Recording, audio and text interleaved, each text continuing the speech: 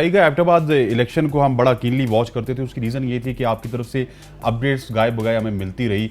बाकी तमाम तर रीजन्स में भी हमें कुछ ना कुछ मिला, लेकिन जो एबटाबाद रीजन के हवाले से इलेक्शन हुए इसमें कुछ शफाफियत के हवाले से सवालात उठाए गए, कुछ गड़बड़ हुई। इस हवाले से क्या हुआ बताइएगा प्लीज़। सर आपका बहुत बहुत शुक्रिया।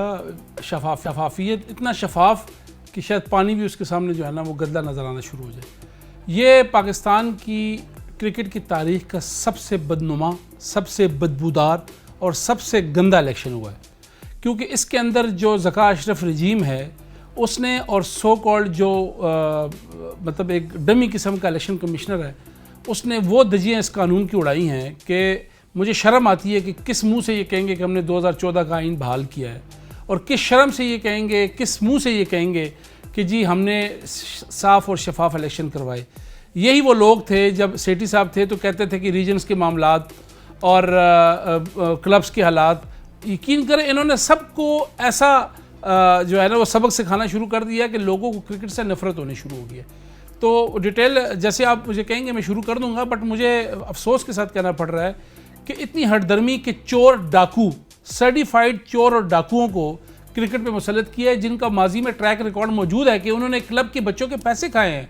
और ये मैं बात अगर गलत कर रहा हूं तो मुझे सू कर दे, कोई भी सू कर दे। मेरे पास पूरे डॉक्यूमेंटेड एविडेंसेस मौजूद हैं कि एक बंदे को पाकिस्तान क्रिकेट बोर्ड ने गबन डाके के ऊपर सजा दी, उसको फाइन किया, उसको बैन किया, और पीसीबी के 2014 की कॉन्स्टिट्यूशन के मुताबिक वो बंदा जो कन्विक्टेड हो, सजाई याफ्ता हो, क्रिमिनल रिकॉर्ड होल्डर हो, वो किसी भी ऑफिस के लिए, इवन क्लब की सदारत के लिए भी वो एलिजिबल नहीं है। ये तो रीजन है। तो उस आदमी को इन्होंने कल एक कमरे के अंदर बंद करके ताले पर्दे लगा के बाहर पुलिस खड़ी करके इलेक्शन करवाया, और उसको जो है वो एक डमी इलेक्शन के जरिए उसको जितवा दिया है। तो ये वो हालात हैं मेरे भाई कि आप उसको शफाफ और शफाफ कहते हैं।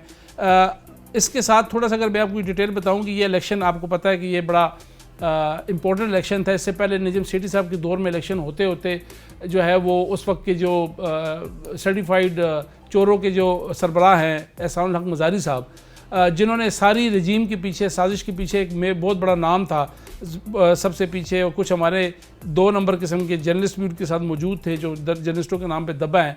वो उनके साथ बैठ के बंद कमरों के अंदर उन्होंने एक पूरी साजिश रची। उसके बाद उन्होंने सारा एक प्लान बनाया। प्लान बनाने के बाद ऐसे लोगों को आगे लेके आए जिनका क्रिकेट के साथ दूर दूर का ताल्लुक़ नहीं है, जो कि सर्टिफाइड ना सिर्फ फाइनेंशियल करप्शन है बल्कि मॉरली भी करप्ट है वो लोग। उसके बाद मेरे पास एविडेंसेस मौजूद हैं, अगर किसी को शक होगा तो मैं वो भी दिखा दूंगा। उस ऐसे लोगों को ये लेके आए हैं और इल्ज़ाम लगाते हैं। मज़ारी साहब तो कहते हैं कि करप्शन जो है वो सेठी साहब के दौर में हुई, आप कहते हैं मज़ारी साहब ने। तो मेरे भाई ये जो अभी पिछले 3 महीने से इनके बाबू बैठे हुए हैं ज़का अशरफ साहब, जो माशाल्लाह तालीमी काबिलियत इतनी है कि अगर आपको मैं कागज़ दिखा दूं तो आपको शर्म आ जाए। ये आपका जो बाहर बैठा है ना, ये जो आपको पानी पिला रहा है, इसकी तालीमी काबिलियत ज़्यादा होगी ज़का अशरफ साहब से। ये मैं आपको ऑन रिकॉर्ड कह रहा हूँ। He is and only matriculate, और पीसीबी के आइन के मुताबिक चेयरमैन की क्वालिफिकेशन जो है कम से कम ग्रेजुएशन होनी चाहिए और रिप्यूटेड आदमी होना चाहिए। रिप्यूट उनकी जैसे भी है, उनके खिलाफ 3 फैसले मौजूद है। ZTPL से उनको निकाला गया, इस्लामाबाद हाई कोर्ट का खैर वो एक लंबी बहस है। लेकिन अगर करप्शन हुई तो 3 महीने वो किधर थे?